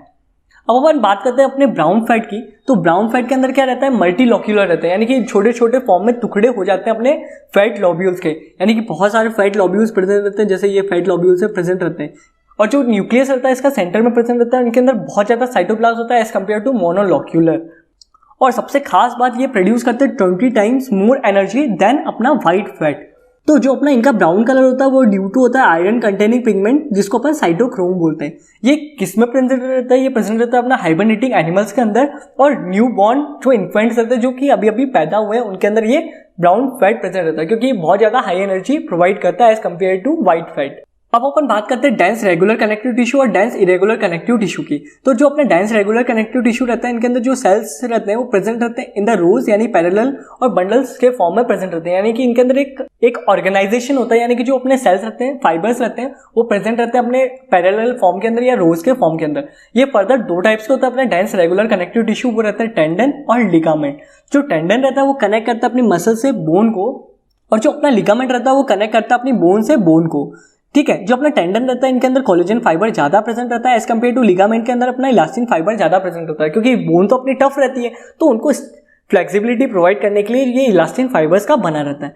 ठीक है, अब मैं बात करता हूँ टेंडन की। अगर टेंडन की ओवर स्ट्रेचिंग या ओवर ट्विस्टिंग हो जाएगी तो अपन उसको कंडीशन को स्ट्रेन कहेंगे, और जब अपने लिगामेंट की ओवर स्ट्रेचिंग या ओवर स्ट्रेन हो जाएगा तो उस कंडीशन को अपन स्प्रेन कहेंगे। अब अपन बात करते हैं डेंस इरेगुलर कनेक्टिव टिश्यू की। तो इनके अंदर जो सेल्स रहते हैं वो इरेगुलरली अरेंज रहते हैं, यानी कि जो इनके अंदर कोई भी अरेंजमेंट का कोई भी ऑर्गेनाइजेशन नहीं होता, ये बनाते हैं अपनी डर्मिस ऑफ द स्किन को। अब अपन बात करते हैं जो अपनी स्किन कैसे बनती है। तो सबसे एपिडर्मिस रहता है वो एपिथेलियम का बना रहता है जैसा अपन ने बताया, और इसके नीचे अपना एरिकुलर कनेक्टिव टिश्यू प्रेजेंट रहता है। तो एरिकुलर कनेक्टिव टिश्यू मैंने बताया जैसे कि अपनी स्किन बहुत वाइड स्प्रेड रहती है, इस तरीके से अपना एरिकुलर कनेक्टिव टिश्यू भी बहुत वाइड स्प्रेड रहता है, क्योंकि ये कनेक्ट करता है अपने एपिथेलियम कनेक्टिव टिश्यू को विथ एरिकुलर कनेक्टिव टिश्यू। फिर जो डर्मिस रहती है वो बनी रहती है अपनी डेंस इरेगुलर कनेक्टिव टिश्यू की, और जो अपना हाइपोडर्मिस जो कि इंसुलेटर की तरह एक्ट करता है वो बना रहता है अपना एडिपोज कनेक्टिव टिश्यू का। अब अपन बात करते हैं स्पेशलाइज कनेक्टिव टिश्यू की। तो स्पेशलाइज कनेक्टिव टिश्यू के अंदर सबसे पहले अपन बात करेंगे पिगमेंटेड कनेक्टिव टिश्यू की। इनके अंदर क्या रहता है, ये पिगमेंटेड सेल प्रेजेंट रहते हैं, यानी मेलानोसाइट सेल प्रेजेंट होते हैं। ये कहाँ मिलते हैं अपने, ये मिलते हैं अपने iris and the choroid of the eye के अंदर या फिर डर्मिस ऑफ द स्किन के अंदर। फिर अपन बात करते हैं म्यूकॉइड कनेक्टिव टिश्यू की। ये कंटेन करते हैं अपने मेसेनकाइमल सेल्स को जो कि एम्ब्रियोनिक लाइफ के अंदर प्रेजेंट रहते हैं। इनके जैसे अपन ने प्रीवियसली एग्जांपल पढ़े थे, जैसे विट्रस ह्यूमर ऑफ द आई हो गया, वॉटन सेली ऑफ द अम्बिलिकल कॉर्ड हो गई और कॉक्स कुम्ब हो गई। अब रेटिकुलर कनेक्टिव टिश्यू की बात करें तो ये कंटेन करते हैं अपने रेटिकुलर फाइबर्स को और रेटिकुलेट सेल्स को। ये फॉर्म करते हैं अपना सीव लाइक स्ट्रक्चर को। ये मेनली प्रेजेंट रहते हैं अपने लिम्फॉइड ऑर्गन के अंदर और इनका जो फंक्शन होता है वो ये फंक्शन करते हैं अपने फिल्ट्रेशन ऑफ द लिम्फ के अंदर और प्रोवाइड करते हैं एंट्रैपमेंट ऑफ द जर्म्स, यानी कि इनके अंदर जो जर्म्स रहते हैं वो एंट्रैप हो जाते हैं, यानी ट्रैप हो जाते हैं। अब अपन बात करते हैं अपने स्केलेटन कनेक्टिव टिश्यू की। तो स्केलेटन कनेक्टिव टिश्यू एक तरीके का सपोर्टिंग कनेक्टिव टिश्यू है, क्योंकि जो भी अपना स्केलेटन है वो यही बनाते हैं। इनके अंदर जो प्रेजेंस रहता है अपना हार्ड मैट्रिक्स प्रेजेंट रहता है due to the abundance of the collagen fibre and the calcium salts के कारण ये बहुत हार्ड हो जाते हैं, जो कि ये रेजिस्ट करते हैं अपने कंप्रेशन, यानी कि ये कंप्रेस नहीं होते हैं फर्दर। अगर अपन हड्डी को कंप्रेस करेंगे तो टूट जाएगी। तो इनके अंदर बहुत सारे इनऑर्गेनिक कंपोनेंट्स प्रेजेंट रहते हैं, मेनली जैसे कि अपन ने बात करी कैल्शियम फॉस्फेट की, मैग्नीशियम फॉस्फेट की, कैल्शियम कार्बोनेट की, फिर सोडियम और फ्लोराइड भी प्रेजेंट रहता है। इनके अंदर प्रेजेंट रहता है अपना हाइड्रोक्सी एपेटाइट क्रिस्टल्स, यानी कि CaOPO4/OH2। इनका फंक्शंस क्या रहता है अपना स्केलेटन कनेक्टिव टिश्यू का, ये प्रोवाइड करता है अपने सपोर्ट बॉडी को, यही प्रोटेक्शन करता है अपने ऑर्गन्स का, ये हेल्प करता है अपने मूवमेंट और लोकोमोशन के अंदर bye attaching with the muscles. इनके अंदर ये रिजर्वायर रहता है अपने कैल्शियम और फॉस्फोरस के, ये हेल्प करता है formation of the blood cells के अंदर, यानी हीमोपोइसिस की जो प्रोसेस होती है वो भी अपनी बोन्स के अंदर होती है। अब अपन बात करते हैं स्पेशल कनेक्टिव टिश्यू के अंदर। जो स्केलेटन कनेक्टिव टिश्यू होता है उसके अंदर बोन्स और कार्टिलेज मिलके बनते हैं। तो सबसे पहले अपन बात करते हैं बोन और कार्टिलेज का एक जनरल डिफरेंस देख लेते हैं। तो जो अपना बोन रहता है वो बनी रहती है अपनी, जो इनका मैट्रिक्स रहता है वो हार्ड रहता है, यानी कि नॉन प्लायबल और नॉन बॉन्डेबल रहती है, जबकि जो अपना कार्टिलेज रहता है इनका मैट्रिक्स थोड़ा सा फ्लेक्सिबल रहता है एज कम्पेयर टू बोन। जो बोन रहती है वो ऑसिन प्रोटीन की बनी रहती है, जबकि जो कार्टिलेज रहता है वो कॉन्ट्रीन प्रोटीन का बना रहता है। बोन को अपन स्टडी ऑफ द बोन को अपन ऑस्टियोलॉजी बोलते हैं, जबकि अपन स्टडी ऑफ द कार्टिलेज को कॉन्ड्रोलॉजी बोलते हैं। Process of the formation of bone को अपन ऑसिफिकेशन बोलते हैं, जबकि अपन फॉर्मेशन ऑफ द कार्टिलेज को अपन बोलते हैं कॉन्ट्रीफिकेशन। तो ये अपना एक बोन का डायग्राम और एक अपना कार्टिलेज का डायग्राम है। तो बोन फॉर्मिंग सेल्स कौन से रहते हैं, वो ऑस्टियोब्लास्ट रहते हैं, जबकि जो कार्टिलेज फॉर्मिंग सेल्स रहते हैं अपन उसको कॉन्ड्रोब्लास्ट बोलते हैं। ऑस्टियोब्लास्ट फर्दर सीक्रेट करते हैं अपना मैट्रिक्स को और डिवाइड होते हैं to form the bone cell, यानी कि बोन रिपेयरिंग सेल्स भी इनके अंदर प्रेजेंट होते हैं, जो कि ऑस्टियोसाइट्स रहते हैं। फिर जो बोन डिस्ट्रॉइंग सेल्स रहते हैं वो उनको अपन ऑस्टियोब्लास्ट बोलते हैं। जो अपना कॉन्ड्रोब्लास्ट रहते हैं ये भी सीक्रेट करते हैं मैट्रिक्स को और यही रिपेयरिंग के अंदर हेल्पफुल होते हैं, ठीक है। और जो कार्टिलेज डिस्ट्रक्टिंग सेल्स होते हैं उनको अपन कॉन्ड्रोब्लास्ट बोलते हैं। तो जो अपने ऑस्टियोसाइट्स रहते हैं वो इरेगुलर और ब्रांच रहते हैं, लाई रहते हैं singly in the lacunar space of the matrix के अंदर, जबकि जो अपने कॉन्ड्रोसाइट्स रहते हैं ये ओवल अनब्रांच रहते हैं और ग्रुप्स के अंदर फाउंड आउट होते हैं अपने लैक्यूलर ऑफ द मैट्रिक्स के अंदर। जो आउटर फाइब्रस कवरिंग होती है जो अपनी बोन की, उसको अपन पेरिस्टोनियम बोलते हैं, जबकि इनके अंदर आउटर फाइब्रस कवरिंग को अपन कुछ भी नाम नहीं देते हैं स्पेशल।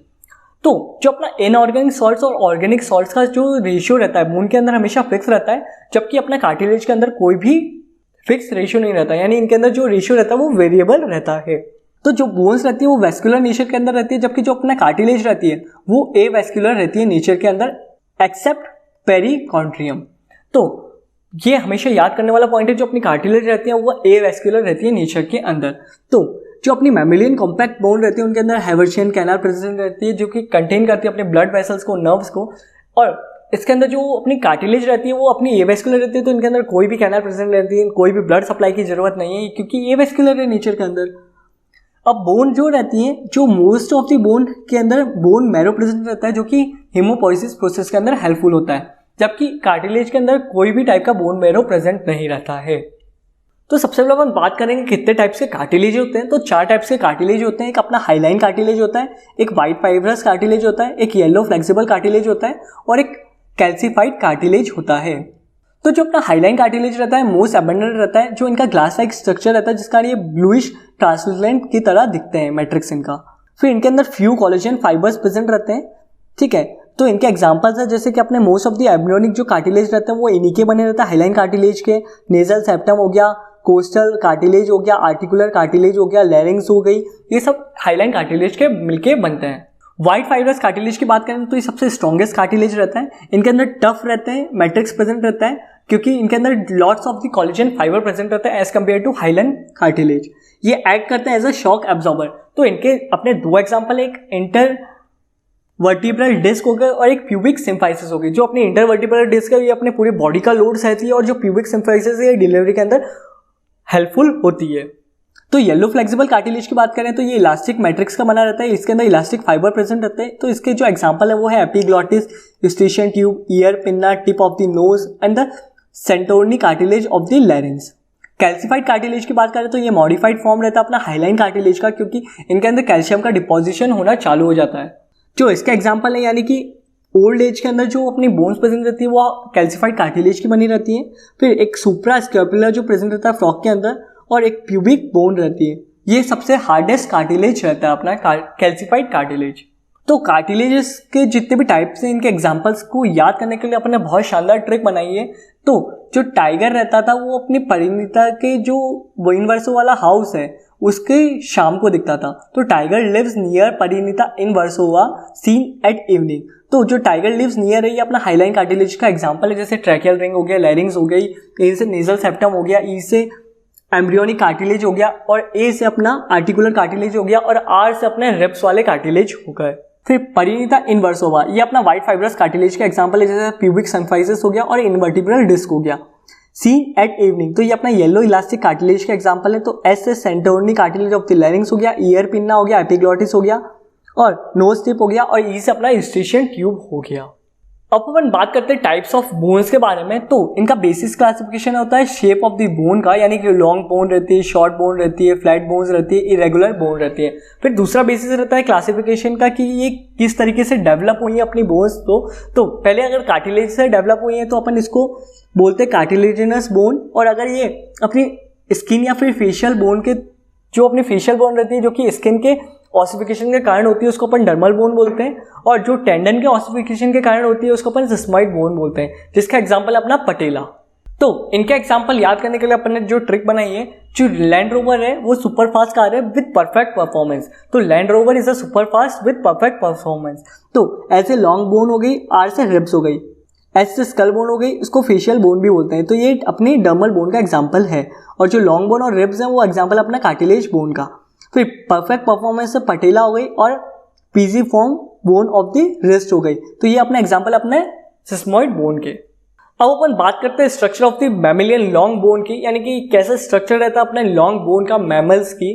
तो इनके अंदर 3 रीजन्स रहते हैं, 3 रीजन के अंदर डिवाइड होता है एपिफाइसिस, मेटाफाइसिस और अपना डायफाइसिस। तो एपिफाइसिस क्या रहता है, इनके अंदर ये एंड्स रहते हैं अपने लॉन्ग बोन के, ये बने रहते हैं अपने स्पंजी बोन के। जो इनके अंदर लैमेला रहता है वो इरेगुलर अरेंजमेंट का रहता है एज थिन कॉलम कॉल्ड ट्रेबेक्यूला, जो कि फिल्ड होता है विथ रेड बोन मैरो। यानी कि जो अपनी हीमोपोइसिस की प्रोसेस होती है वो अपनी एपिफाइसिस रीजन के अंदर होती है। और जो मेटाफाइसिस रहता है ये प्रेजेंट रहता है बिटवीन एपिफाइसिस एंड डायफाइसिस। इनके अंदर जो ऑस्टियोब्लास्टिक एक्टिविटी भी होती है ये हेल्प करते हैं अपने बोन इलोंगेशन के अंदर, और एडल्ट्स के अंदर ये फ्यूज हो जाते हैं with epiphysis and diaphysis. Diaphysis की बात करें तो ये शाफ्ट बनाते हैं अपने बोन का, ये बने रहते हैं कॉम्पैक्ट बोन के अंदर, और इनके अंदर एक कैविटी प्रेजेंट रहती है, जिन कैविटी के अंदर ये येलो बोन मैरो फील्ड होती है जो कि अपना स्टोर करते हैं फैट को।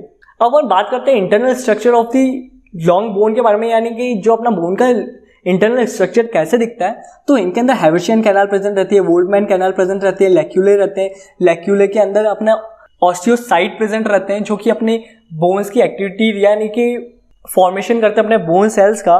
तो अपन इसका थोड़ा डिटेल ओवरव्यू देख लें तो जो पेरिटोनियम रहती है ये आउटर फाइब्रस कवरिंग रहती है अपने बोन की एक्सेप्ट द आर्टिकुलर कार्टिलेज। ये बने रहते हैं अपने white fibrous cartilage connective tissue के और ऑस्टियोब्लास्ट के। तो एंडोस्टेशियम यानी कि ये अपनी मेडुलरी कैविटी की लाइनिंग रहती है, इनके अंदर ऑस्टियोक्लास्ट और ऑस्टियोब्लास्ट दोनों सेल प्रेजेंट रहते हैं। जो अपनी बोन ग्रोथ रहती है वो बाई डायरेक्शनल रहती है, जबकि जो अपनी कार्टिलेज की ग्रोथ रहती है वो यूनि डायरेक्शनल रहती है नेचर के अंदर। अब अपन बात करते हैं मैट्रिक्स यानी ऑर्गेनिक और इनऑर्गेनिक दोनों कंपोनेंट इनके अंदर प्रेजेंट रहते हैं। ये अरेंज रहते हैं इन द कॉन्सेंट्रिक सर्कल्स, इसको अपन लैमेला बोलते हैं। जो अपना मैट्रिक्स रहता है वो कॉन्सेंट्रिक सर्कल्स के अंदर फॉर्म में अरेंज होता है, जैसा अपन देख पा रहे हैं जो ये कॉन्सेंट्रिक सर्कल के अंदर फॉर्म में अरेंज हुआ है, इसको अपन लैमेला बोलते हैं। इनके अंदर एनक्लोज होते हैं विद द हैवर्सियन कैनाल, यानी कि हैवर्सियन कैनाल के थ्रू ये लॉन्गिट्यूडनली कनेक्ट रहते हैं। जो अपनी बोल्ट्जमैन कैनाल है वो अपना ट्रांसवर्स कनेक्शन शो करती है। ये जो अपनी कैनाल है ये बोल्ट्जमैन कैनाल है जो कि कनेक्ट करती है अपनी सारी हेवर्शियन कैनाल को। जो मैंने जैसा बताया लेक्यूले स्पेस रहती है अपनी मैट्रिक्स के अंदर जिनके अंदर ऑस्टियोसाइट्स प्रेजेंट रहते हैं। ऑस्टियोसाइट्स क्या करते हैं, ये इनके अंदर साइटोप्लाज्मिक प्रोसेसेस होती हैं जो कि अपने बोन्स के फॉर्मेशन, बोन सेल के फॉर्मेशन के अंदर हेल्पफुल होती हैं। फिर ऑस्टियम और हेवर्शियन सिस्टम की बात करें तो ये स्ट्रक्चरल यूनिट रहती है अपने कॉम्पैक्ट बोन की। मेड्यूलरी कैविटी की बात करें तो ये in the centre of the diaphysis के अंदर प्रेजेंट रहती है, लाइंड होती है थ्रू द एंडोस्टिशियम, और ये इनके अंदर वाइट फैट यानी कि येलो बोन मैरो प्रेजेंट रहती है। तो जो अपनी ऑस्टियोक्लास्टिक और ऑस्टियोब्लास्टिक का एक्टिविटी के कारण जो अपना बोन का जो फॉर्मेशन रहता है वो एकदम बैलेंस फॉर्म में होता है, यानी कि जो ये मेंटेन करते हैं प्रॉपर शेप को और मेंटेन करते हैं अपने calcium haemostasis of the body को, यानी कि जो कैल्शियम मेंटेनेंस होता है अपनी बॉडी का ये भी इसके कारण ही होता है। अगर एबनॉर्मल ऑस्टियोब्लास्टिक एक्टिविटी हो जाए तो उस डिसीज को अपन फैगेट्स डिसीज बोलते हैं। जो अपना हार्डेस्ट टिश्यू रहता है वो बोन रहती है और जो हार्डेस्ट सब्सटेंस रहता है वो अपने दांत के अंदर प्रेजेंट रहता है, उसको अपन एनेमल बोलते हैं। अब अपन बात करते हैं वेस्कुलर कनेक्टिव टिश्यू की। तो वेस्कुलर कनेक्टिव टिश्यू एक टाइप का फ्लूइड कनेक्टिव टिश्यू है। इनके अंदर जो प्रोटीन फाइबर्स रहते हैं, जो अपने व्हाइट कोलेजन फाइबर्स हो गए, येलो इलास्टिक फाइबर्स रहते हैं, वो एब्सेंट रहते हैं अपने वेस्कुलर कनेक्टिव टिश्यू के अंदर। तो इसका एग्जांपल है अपना ब्लड और लिम्फ। इनका जो मेन फंक्शन रहता है वो ट्रांसपोर्टेशन करते हैं अपने सब्सटेंसेस का और डिफेंस ऑफ द बॉडी के अंदर भी ये हेल्प करते हैं।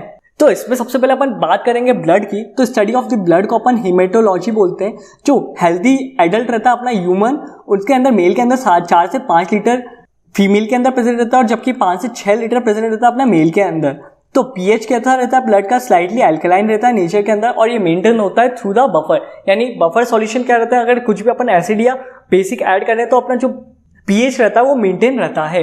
तो बफर्स कौन कौन से प्रेजेंट रहते हैं, वो रहते हैं अपने सोडियम कार्बोनेट और बाइकार्बोनेट्स। तो प्रोसेस क्या अपनी ब्लड फॉर्मेशन की, उसको अपन हीमोपोस्टिस बोलते हैं, यानी कि एम्ब्रियोनिक लाइफ के अंदर ये लीवर और स्प्लीन के थ्रू जनरेट होता है। जबकि ये जो अपन एडल्ट हो जाते हैं तो ये रेड बोन मैरो के थ्रू प्रोसेस होती है, जो अपनी हीमोपोस्टिस की प्रोसेस होती है। तो कंपोजिशन क्या रहता है अपना ब्लड के अंदर, इनके अंदर प्लाज्मा जो प्रेजेंट रहता है वो 55% रहता है और इनके अंदर कुछ फॉर्म्ड एलिमेंट प्रेजेंट रहते हैं जैसे कि आरबीसी हो गया, डब्ल्यूबीसी हो गया और प्लेटलेट्स हो गए। तो सबसे पहले अपन बात करते हैं प्लाज्मा की, जो कॉन्स्टिट्यूट करता है अपना 55% ऑफ दी ब्लड को।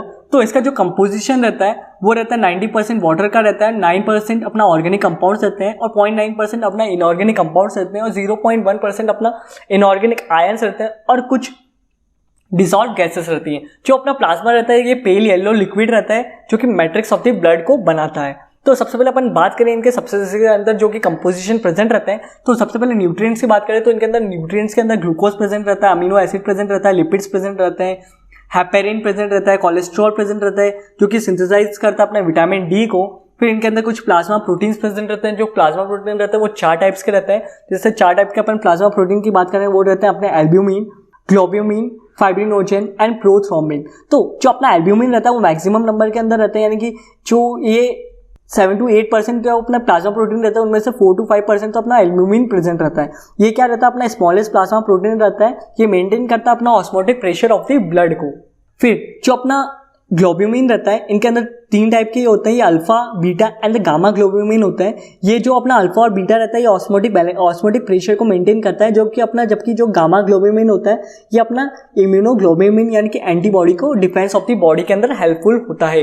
जो अपना फाइब्रिनोजेन और प्रोथ्रोम्बिन है ये अपना ब्लड क्लॉटिंग के अंदर हेल्पफुल होते हैं। तो जो ये अपना जो भी प्लाज्मा प्रोटीन रहते हैं ये सारे सिंथेसाइज होते हैं अपने लीवर के अंदर एक्सेप्ट गामा ग्लोब्यूमिन जो कि अपना सिंथेसाइज होता है लिम्फॉइड ऑर्गन्स के अंदर। तो इनके अंदर कुछ वेस्ट प्रोडक्ट्स भी मटेरियल भी प्रेजेंट रहते हैं अपने प्लाज्मा के अंदर, जैसे कि अपना यूरिया, अमोनिया हो गया और यूरिक एसिड, क्रिएटिनिन वगैरह भी प्रेजेंट रहते हैं और कुछ हार्मोन्स वगैरह, विटामिन वगैरह प्रेजेंट रहते हैं अपने प्लाज्मा के अंदर। अब अपन बात करते हैं कुछ फॉर्म्ड एलिमेंट्स की। तो सबसे पहले फॉर्म्ड एलिमेंट्स में अपन बात करेंगे अपने आरबीसीज को। आरबीसीज को अपन एरिथ्रोसाइट्स भी बोलते हैं। इनका रेड कलर होता है ड्यू टू हीमोग्लोबिन जो कि एक रेड कलर का पिगमेंट है जिनके अंदर फेरिक Fe2+ कंटेनिंग सब्सटेंस होते हैं। इनका जो काउंट रहता है वो 5 to 5.5 मिलियन पर mm³ रहता है और फीमेल्स के अंदर ये रहता है 4.5 to 5 मिलियन mm/³। जो इसका साइज रहता है वो अराउंड रहता है 7.5 माइक्रोन डायमीटर रहता है। जो अपना लार्जेस्ट आरबीसी रहता है वो रहता है अपना एम्फियोमा का, और प्रोटीज का जो स्मॉलेस्ट आरबीसी रहता है वो रहता है मस्क डियर का। जो आरबीसी का शेप रहता है वो डिस्क रहता है, बाइकॉन्केव रहता है, और इनके अंदर न्यूक्लियस एब्सेंट रहता है। एक्सेप्ट न्यूक्लियस किसके अंदर प्रेजेंट रहता है? न्यूक्लियस प्रेजेंट रहता है अपना कैमल्स और द क्लामा के अंदर। तो फॉर्मेशन कैसे होता है अपना आरबीसी का? तो उस प्रोसेस को अपन एरिथ्रोपोइसिस बोलते हैं, ठीक है। ये अपनी रेगुलेट होती है फ्रॉम द एरिथ्रोपोइटिन हार्मोन, जो कि किडनी सीक्रेट करता है। जो अपना आरबीसी का लाइफ स्पैन कितना रहता है वो 120 डेज का रहता है। और ये कहाँ जाके मरते हैं? ये मरते हैं अपने स्प्लीन के अंदर। इस वजह से स्प्लीन को अपन ग्रेवयार्ड ऑफ द आरबीसीज भी बोलते हैं। और स्प्लीन के अंदर इमरजेंसी कंडीशन के अंदर आरबीसी स्टोर भी होता है, इस वजह से स्प्लीन को अपन blood bank of the RBC भी बोलते हैं। तो अपन अब आरबीसी की फॉर्मेशन की बात करें तो जो अपना एरिथ्रोसाइट रहता है, एरिथ्रोपोइसिस के अंदर जो स्टेम सेल रहता है वो रहता है अपना माइलोब्लास्ट रहता है, जो कि bone marrow, red bone marrow के अंदर प्रेजेंट रहता है। तो जो अपना माइलोब्लास्ट रहता है वो सबसे पहले प्रो एरिथ्रोब्लास्ट में कन्वर्ट होता है, एरिथ्रोब्लास्ट फर्दर अपना नॉर्मोब्लास्ट में कन्वर्ट होता है, और जो अपना रेटिकुलोसाइट में कन्वर्ट होता है। रेटिकुलोसाइट एक अपना इमेच्योर आरबीसी है, और ये इन प्रेजेंस ऑफ विटामिन B12 यानी फॉलिक एसिड के प्रेजेंस में ये मैच्योर होते हैं। इस वजह से जो अपना विटामिन B12 है बहुत इंपॉर्टेंट रहता है अपनी डाइट के अंदर, जिस वजह से इसको अपन फाइनली बोलते हैं एरिथ्रोसाइट का फॉर्मेशन हो गया, जो कि एक मैच्योर आरबीसी होता है। अब अपन बात कर रहे थे आरबीसी के फॉर्म अपने सॉल्यूशन यानी आइसोटोनिक सॉल्यूशन के बारे में। तो ये आइसोटोनिक रहता है अपनी कंडीशन के अंदर 0.9% ऑफ द NaCl के अंदर। अगर अपन आरबीसी को हाइपरटोनिक सॉल्यूशन के अंदर पुट करें तो जो आरबीसी रहता है वो श्रिंक हो जाता है। जबकि अगर अपन आरबीसी को प्लेस करें in the hypotonic solution of the sodium chloride, तो जो अपना आरबीसी रहेगा वो स्वेल अप हो जाएगा और फट जाएगा। तो आरबीसी के अंदर जो 30% रहता है वो अपना हीमोग्लोबिन रहता है, यानी कि जो 100 ml ऑफ ब्लड रहता है उनके अंदर 15 gram of the haemoglobin carry करता है। अगर इंक्रीज हो जाए अपने आरबीसी काउंट के अंदर तो अपन उसको एरिथ्रोसाइटोसिस बोलते हैं। अगर डिक्रीज हो जाए अपने आरबीसी काउंट के अंदर तो उसको अपन एरिथ्रोपीनिया बोलते हैं।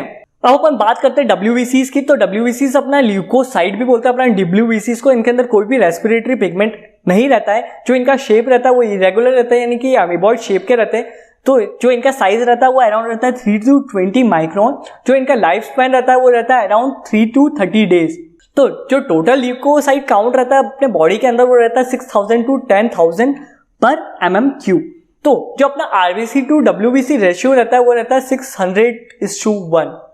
तो यदि अपन ल्यूकोसाइट का काउंट बढ़ जाए तो उस कंडीशन को अपन ल्यूकोसाइटोसिस बोलते हैं। अगर ल्यूकोसाइट का अपना काउंट कम हो जाए तो उस कंडीशन को अपन ल्यूकोपीनिया बोलते हैं। तो जैसा अपन ने WBC के बारे में पढ़ा तो ये अपने डिफेंस ऑफ द बॉडी के अंदर हेल्पफुल होते हैं। तो कितने टाइप्स के ल्यूकोसाइट्स होते हैं? तो leucocytes further on the basis of granules absent या प्रेजेंट है उनके बेसिस पर दो में डिवाइड होते हैं, ग्रेन्युलर होते हैं और दूसरे ए ग्रेन्युलर रहते हैं। जो ग्रेन्युलर रहते हैं वो अबाउट 70% रहते हैं और जो ए ग्रेन्युलर रहते हैं वो अबाउट 20% रहते हैं।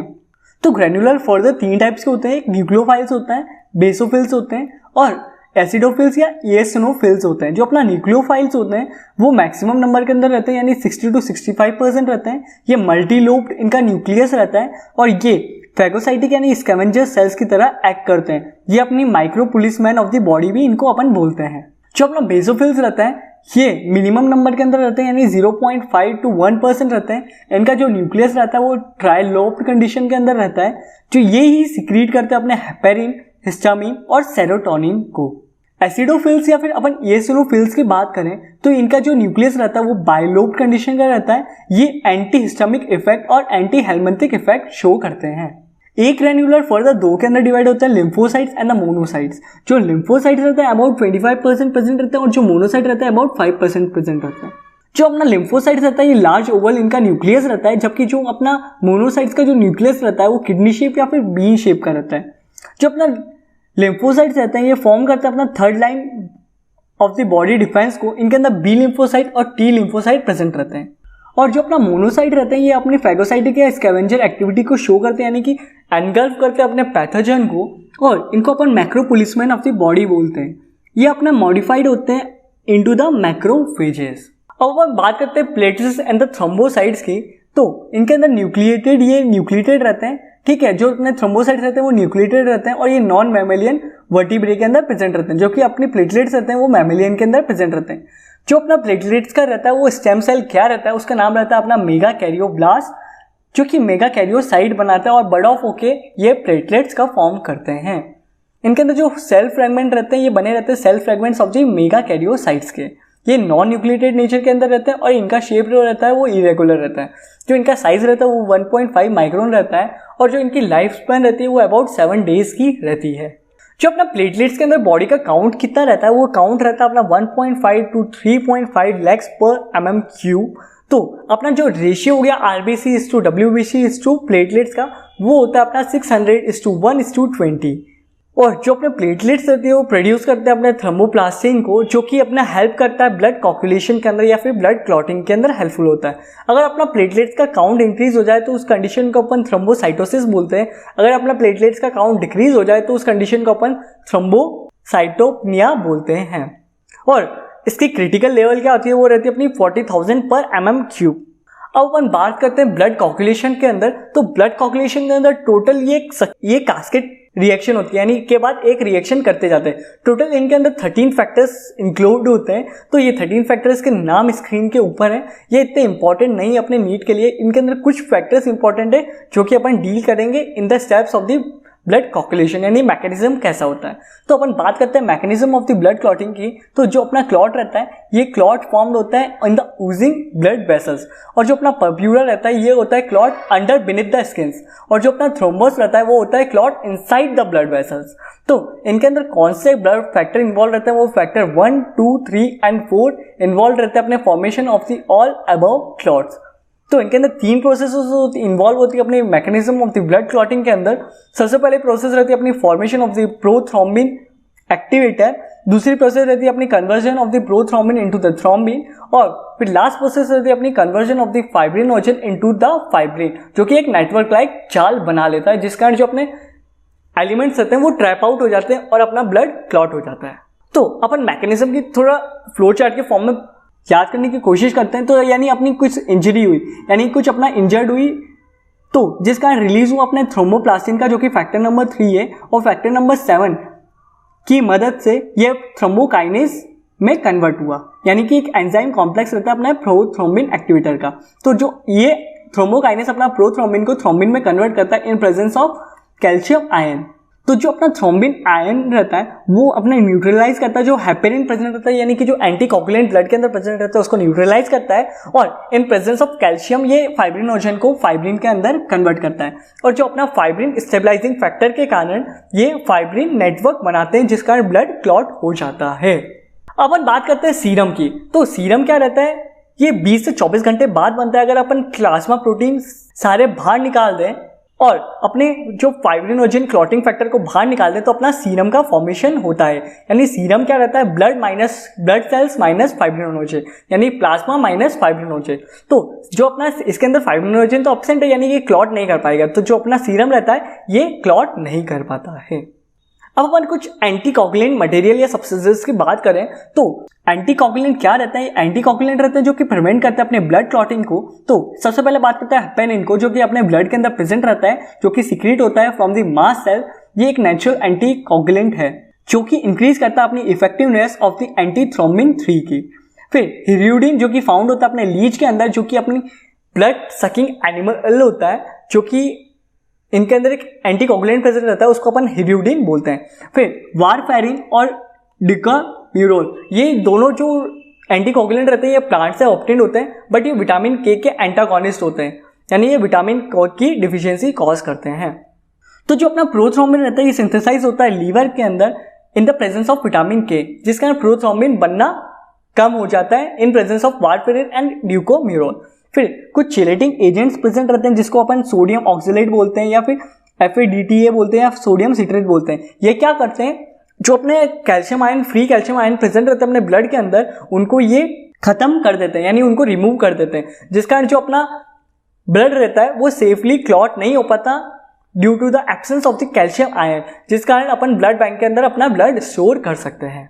अब अपन बात करते हैं लिम्फ की। लिम्फ एक वैस्कुलर फ्लूइड कनेक्टिव टिश्यू का एक टाइप है। ये एक कलरलेस फ्लूइड रहता है जिनके अंदर कोई भी RBC प्रेजेंट नहीं रहते, कोई भी प्लेटलेट्स प्रेजेंट नहीं रहते, बट इनके अंदर WBC बहुत ज्यादा मात्रा के अंदर प्रेजेंट होते हैं, इस कारण ये डिफेंस ऑफ द बॉडी को फॉर्म करते हैं। तो ब्लड और लिम्फ में क्या डिफरेंस है, तो ब्लड रहता है अपना रेड कलर का, जबकि अपना जो लिम्फ रहता है वो कलरलेस रहता है। ब्लड के अंदर प्लेटलेट प्रेजेंट रहते हैं, जबकि लिम्फ के अंदर कोई भी प्लेटलेट प्रेजेंट नहीं रहते हैं। ब्लड के अंदर अपना एबंडेंस ऑफ द प्लाज्मा रहता है, यानी प्रोटीन प्लस कैल्शियम सब प्रेजेंट रहते हैं, जबकि लिम्फ के अंदर अपना almost half of the protein plasma protein present रहते हैं। फिर जो ब्लड रहता है वो ट्रांसपोर्ट करता है अपने ग्लूकोज सब्सटेंस का, जबकि लिम्फ अपने प्रोवाइड करता है डिफेंस ऑफ द बॉडी के अंदर हेल्पफुल होता है। तो जो अपना लिम्फ का एब्जॉर्प्शन कहाँ से होता है, लिम्फ का एब्जॉर्प्शन और ट्रांसपोर्टेशन होता है फ्रॉम द फैट और द फैट सॉल्युबल विटामिन। तो जो अपना इंटरस्टिशियल विलाय प्रेजेंट रहता है अपने स्मॉल इंटेस्टाइन को, जिसको अपन लैक्टियल बोलते हैं, तो वो एक लिम्फ कैपिलरीज का पार्ट रहती है। तो जो अपना लिम्फ रहता है वो act as a middle man करता है, यानी कि बिटवीन टिश्यू फ्लूइड और ब्लड के बीच में एक मिडिल मैन की तरह एक्ट करता है। अब अपन बात करते हैं मस्कुलर टिश्यू की। मैंने जैसा बताया जो मस्कुलर टिश्यू रहता है वो मोस्टली मेसोडर्मल होता है ओरिजिन के अंदर। इनके अंदर कुछ एक्सेप्शन है, जैसे कि iris and the ciliary muscles of the eye, muscle of the mammary gland और arrector and pili muscle of the skin, ये एक्टोडर्मल रहता है ओरिजिन के अंदर। जो अपना मसल रहता है वो कंप्राइज होते हैं मसल सेल के। जो अपना मसल टिश्यू रहता है ये फर्स्ट ओरिजिनेट हुए थे फाइलम सिलेंट्रेटा के अंदर। तो हर एक मसल फाइबर के अंदर several rod shapes like protein present रहते हैं साइटोप्लाज्म के अंदर, जिनको अपन मायोफाइब्रेस बोलते हैं, जैसे कि अपना एक्टिन हो गया और मायोसिन फिलामेंट हो गया। तो इनकी कुछ स्पेशल प्रॉपर्टीज होती है अपने मसल टिश्यू की, जैसे एक्साइटेबिलिटी और कॉन्ट्रैक्टिबिलिटी। तो स्टडी ऑफ मसल्स को अपन मायोलॉजी या सार्कोलॉजी बोलते हैं। तो इनके अंदर तीन काइंड्स की मसल्स फाउंड आउट होती है अपनी बॉडी के अंदर।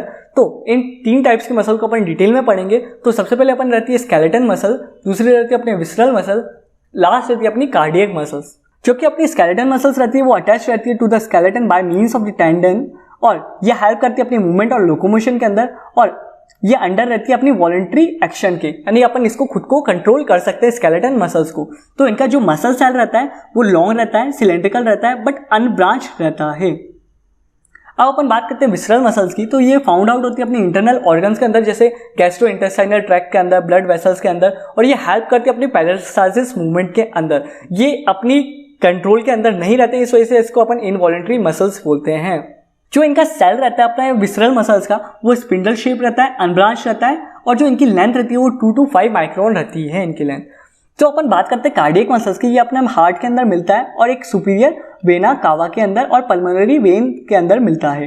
तो ये जो अपना हार्ट रहता है वो कंटिन्यूसली बीट करता रहता है, इस वजह से इसको अपन इनवॉलंटरी मसल्स बोलते हैं। ये अपन कंट्रोल तो नहीं कर सकते अपनी हार्ट बीट को कि अपना हार्ट अभी धड़क रहा है फिर थोड़ी देर बाद नहीं धड़केगा, तो ये अपने कंट्रोल में नहीं रहती, तो ये अपने ब्रेन के कंट्रोल में रहती है, इस वजह से इसको अपन इनवॉलंटरी मसल्स बोलते हैं।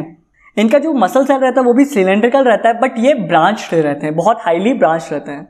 अब अपन और डिफरेंस की बात करें तो जो अपनी स्केलेटन मसल रहते हैं उनके आउटर कवरिंग को अपन सार्कोलेमा बोलते हैं, ठीक है, और ये मल्टी न्यूक्लिएटेड कंडीशन में होता है, यानी सिनसाइशियम होता है, यानी कि जो इनके अंदर बहुत सारे न्यूक्लियस प्रेजेंट रहते हैं इन साइटोप्लाज्म। और जो अपनी स्केलेटन मसल रहती है ये अल्टरनेट डार्क और लाइट बैंड को शो करती है, यानी कि इनके अंदर एक्टिन और मायोसिन फिलामेंट पैरेलली अरेंज रहते हैं, जो कि डार्क और लाइट बैंड को बनाते हैं।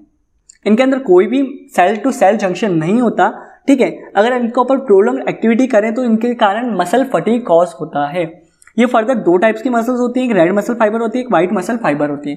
अब हम बात करते हैं विसरल मसल्स की। तो विसरल मसल की जो आउटर कवरिंग होती है उसको अपन प्लाज्मा मेम्ब्रेन बोलते हैं। ये यूनिन्यूक्लिएट कंडीशन के अंदर होती है। इनके अंदर कोई भी स्ट्रेशियन नहीं होते, यानी कोई भी डार्क बैंड लाइट बैंड नहीं होते हैं। इनके अंदर बहुत सारे सेवरल गैप जंक्शन और डेस्मोसोम प्रेजेंट रहते हैं। ये कभी भी फटिग नहीं होती, क्योंकि इनका जो कॉन्ट्रैक्शन रहता है बहुत स्लो रहता है, बहुत आराम से कॉन्ट्रैक्ट होती है, इस कारण जो इनके अंदर मसल फटिग कभी भी कॉज नहीं होगा। अब अपन बात करते हैं अपनी कार्डियक मसल्स की। तो कार्डियक मसल की जो आउटर कवरिंग है इसको भी अपन प्लाज्मा मेम्ब्रेन ही बोलते हैं। ये भी यूनिन्यूक्लिएट होती है, जो इनके अंदर भी फाउंड आउट होता है अपने डार्क और लाइट बैंड। इनके अंदर एक special electrical coupling junction present रहता है, जिसको अपन इंटरकैलेटेड डिस्क बोलते हैं, जो कि अपना ऑल और नन लॉ को फॉलो करता है। ये भी अपनी हार्ट की जो मसल रहती है वो भी कभी नहीं थकती है, इस वजह से इसमें भी कभी मसल फटीग नहीं होगा। अब मैंने जैसा बताया अपन ने types of the skeleton muscle के बारे में अपन ने पढ़ा, जैसे कि अपन ने रेड मसल फाइबर और व्हाइट मसल फाइबर पढ़े। तो रेड मसल फाइबर के अंदर मोर मायोग्लोबिन माइटोकॉन्ड्रिया होते हैं, जबकि व्हाइट मसल फाइबर के अंदर अपने लेस मायोग्लोबिन लेस माइटोकॉन्ड्रिया और मोर सार्कोप्लाज्मिक रेटिकुलम होते हैं as compared to red muscle fibre. तो विसरल मसल भी 2 टाइप की होती है, एक सिंगलेट यूनिट स्मूथ मसल होती है, एक मल्टी यूनिट स्मूथ मसल होती है। जो सिंगल यूनिट स्मूथ मसल रहती है इनके अंदर मोर और मोर गैप जंक्शन प्रेजेंट रहते हैं और इनके अंदर रिदमिक कॉन्ट्रैक्शन शो होता है, जबकि अपनी मल्टी यूनिट स्मूथ मसल के अंदर लेस गैप जंक्शन होते हैं और ये कॉन्ट्रैक्ट रिदमिकली शो नहीं करते हैं, जैसे कि अपनी ट्रैकिया और लार्ज आर्टरी की मसल हो गई। अब अपन बात करते हैं न्यूरल टिश्यू की। न्यूरल टिश्यू हमेशा एक्टोडर्मल होता है ऑरिजिन के अंदर। ये फर्स्ट ओरिजिनेट हुआ था फाइलम सिलेंट्रेटा के अंदर। जो इनके फंक्शन रहते हैं, ये रिसेप्शन करते हैं अपने स्टिमुलाई का और गिविंग अप करते हैं अपना प्रॉपर रिस्पॉन्स। जैसे अपने ब्रेन के अंदर सिग्नल स्टिमुलाई उसने डिटेक्ट करा और गिव करा अपना प्रॉपर रिस्पॉन्स। तो जो अपना न्यूरल टिश्यू रहता है, इनके अंदर भी स्पेशल प्रॉपर्टीज होती हैं, जैसे कि अपनी एक्साइटेबिलिटी और कंडक्टिंग नेचर के होते हैं। तो इनके अंदर दो टाइप्स के सेल प्रेजेंट रहते हैं, एक न्यूरॉन रहता है और एक न्यूरोग्लियल सेल्स रहता है, जो कि इनका टिश्यू बनाते हैं, जो कि प्रोटेक्ट करते हैं अपने न्यूरॉन्स को। तो सबसे पहले अपन बात करते हैं न्यूरॉन्स की। न्यूरॉन्स अपना कॉन्स्टिट्यूट करते हैं 33% part of the neural tissue को। यही स्ट्रक्चर और फंक्शन यूनिट होता है अपना न्यूरल टिश्यू का। तो इनके अंदर डेंड्राइट प्रेजेंट रहते हैं, सेल बॉडी प्रेजेंट रहती है, फिर एक्सॉन रहता है जो कि रिस्पॉन्स को लेके जाता है, फिर एक्सॉन टर्मिनल होता है। तो सबसे पहले अपन बात करें तो ये दो पार्ट में डिवाइड होती है, एक सेल बॉडी जो कि साइटन बनाती है और एक न्यूराइट्स। न्यूराइट्स के अंदर अपना डेंड्राइट्स और एक्सॉन प्रेजेंट रहते हैं। जो डेंड्राइट रहती है वो स्मॉल रहती है, मल्टीपल रहती है और अपने इंपल्स को लेके आती है। जो एक्सॉन रहती है वो सिंगल रहती है, लॉन्ग रहती है और इंपल्स को लेके जाती है, यानी इफरेंट नेचर के अंदर रहती है। तो जो अपनी सेल बॉडी रहती है, सेल बॉडी के अंदर अपने न्यूक्लियस प्रेजेंट रहता है, निसल ग्रेन्यूल्स प्रेजेंट रहते हैं। जो अपना निसल ग्रेन्यूल्स रहते हैं वो बेसाफिलिक यानी कि बेसिक डाई के साथ डाई हो जाते हैं और ये फाउंड करते हैं अपनी सेल बॉडी और डेंड्राइट्स को। तो जो अपने निसल ग्रेन्यूल्स रहते हैं वो बेसोफिलिक नेचर के अंदर रहते हैं और जो निसल ग्रेन्यूल्स रहते हैं वो फाउंड आउट होते हैं अपनी सेल बॉडी और डेंड्राइट्स के अंदर और ये एब्सेंट रहते हैं अपने एक्सॉन और एक्सॉन हिलॉक के अंदर। तो अपन बात करते हैं माइलिन शीट की। तो ये जो माइलिन शीट रहती है वो एक फॉस्फोलिपिड रहती है जो कि सीक्रेट होती है from the Schwann cell in the PNS and oligodendrocyte in the central nervous system. ठीक है, यह एक्ट करती है अपने इंसुलेटर की तरह और फास्टन्स करती है अपने इंपल्स कंडक्शन को।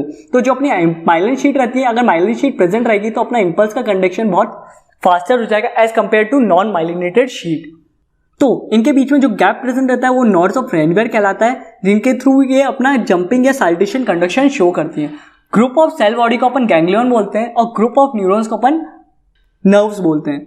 तो neurons has all the cell organelles except centriole, जिस कारण ये लीस्ट रीजनरेशन पावर शो करते हैं। अपन बात करते हैं क्लासिफिकेशन ऑफ द न्यूरॉन्स की। तो सबसे पहला बेसिस है classification on the myelin sheath present है या नहीं। तो अगर प्रेजेंट है तो माइलिनेटेड शीट, अगर एब्सेंट है तो नॉन माइलिनेटेड शीट। फिर दूसरा बेसिस है अपने क्लासिफिकेशन का फंक्शन ऑफ द न्यूरॉन। तो सेंसरी न्यूरॉन है या फिर मोटर न्यूरॉन है या फिर मिक्स न्यूरॉन है। जो अपनी सेंसरी न्यूरॉन रहती है वो ऑर्गन टू सीएनएस सेंस करती है और जो अपनी मोटर न्यूरॉन है वो अपना सीएनएस से ऑर्गन की और अपना स्टिमुलाई को लेके जाती है और जो अपना मिक्स न्यूरॉन रहती है वो दोनों काम कर सकती है। तो तीसरा बेसिस अपने क्लासिफिकेशन का वो है number of the neurites in neuron. तो एपोलर न्यूरॉन रहती है, यूनिपोलर न्यूरॉन रहती है, बाइपोलर न्यूरॉन रहती है और सूडो यूनिपोलर और मल्टीपोलर न्यूरॉन रहती है। तो जो एपोलर न्यूरॉन रहती है इनके अंदर केवल और केवल सेल बॉडी प्रेजेंट रहती है। इनके एग्जाम्पल रहे हाइड्रा। और जो अपनी यूनिपोलर न्यूरॉन रहती है इनके अंदर सिंगल एक्सॉन प्रेजेंट रहता है जो कि है अपना न्यूरॉन ऑफ द एम्ब्रियो। फिर जो बाइपोलर न्यूरॉन रहती है इनके अंदर एक एक्सॉन और एक डेंड्राइट प्रेजेंट रहता है, जैसे कि अपना रेटिना ऑफ द आई और ऑल्फैक्टरी वाली जो न्यूरॉन रहती है वो अपनी बाइपोलर न्यूरॉन रहती है। फिर मल्टीपोलर अपनी जो भी मोस्ट ऑफ द न्यूरॉन रहती है वो मल्टीपोलर न्यूरॉन रहती है, यानी इनके अंदर एक एक्सॉन रहता है और मल्टीपल डेंड्राइट्स प्रेजेंट रहते हैं। फिर सूडो यूनिपोलर की बात करें तो ये सूडो यानी नाम से समझ आ रहा है, तो यानी कुछ इनके अंदर प्रतीत होगा। तो ये प्रेजेंट रहती है अपनी dorsal root ganglia of the spinal cord के अंदर प्रेजेंट रहती है। अब अपन बात करते हैं न्यूरोग्लिया सेल्स की। तो न्यूरोग्लिया सेल्स अपने कंट्रीब्यूट करते हैं अपना 67% ऑफ द न्यूरल टिश्यू। ये प्रोटेक्ट और सपोर्ट प्रोवाइड करते हैं अपना न्यूरॉन्स को और ये डिवाइड कर सकते हैं, जबकि अपने जो न्यूरॉन्स रहते हैं वो डिवाइड नहीं कर सकते क्योंकि उनके अंदर सेंट्रियोल एब्सेंट रहता है। तो ये भी फर्दर फॉलोइंग टाइप्स के होते हैं, जैसे कि अपना एस्ट्रोसाइट्स हो गया, माइक्रोग्लिया हो गया, ओलिगोडेंड्रोसाइट हो गया और सचवान सेल्स हो गए। तो जो एस्ट्रोसाइट्स रहते हैं ये मोस्ट अबंडेंट रहते हैं, ये सेपरेट और इंसुलेट न्यूरॉन को करते हैं और यही होल्ड करते हैं अपने ब्लड वेसल्स को और प्रोवाइड करते हैं न्यूट्रिशन टू द न्यूरॉन और यही रिपेयर करते हैं अपना नर्वस सिस्टम को या नर्वस टिश्यू को। ये फॉर्म करते हैं अपना ब्लड ब्रेन बैरियर को। तो जो अपना एस्ट्रोसाइट्स रहता है वो स्टार शेप का रहता है जो कि प्रिवेंट करता है अपना लीकेज होने से of plasma into the CSF. तो जो अपने माइक्रोग्लिया सेल्स रहते हैं, जैसे अपन ने कनेक्टिव टिश्यू के अंदर पढ़ा, तो ये एक मैक्रोफेजेस सेल्स रहते हैं जो कि प्रेजेंट रहते हैं अपने ब्रेन के अंदर। तो ये मेसोडर्मल ओरिजिन के अंदर हो जाएंगे। ओलिगोडेंड्रोसाइट ये कि माइलिन शीट सीक्रेट करते हैं अपने सेंट्रल नर्वस सिस्टम के अंदर, यानी ब्रेन और स्पाइनल कॉर्ड के अंदर जो माइलिन शीट सीक्रेट करते हैं वो ओलिगोडेंड्रोसाइट रहते हैं।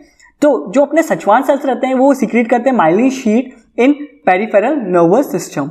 एक और टाइप के सेल प्रेजेंट रहते हैं जिसको अपन एपेंडाइमल सेल प्रेजेंट बोलते हैं, जो कि सीक्रेट करते हैं सेरिब्रो स्पाइनल फ्लूइड का और मूव कराते हैं अपना सीएसएफ फॉरवर्ड बाय सीलिया। ये अपने मिलते हैं वेंट्रिकल ऑफ द ब्रेन और स्पाइनल कॉर्ड के अंदर। So guys thank you. आज अपन ने एक और चैप्टर समाप्त कर लिया है जिसका नाम था स्ट्रक्चरल ऑर्गेनाइजेशन इन एनिमल्स का एक पार्ट जिसका नाम था animal tissue. So guys happy learning. अगली वीडियो का इंतजार कीजिए।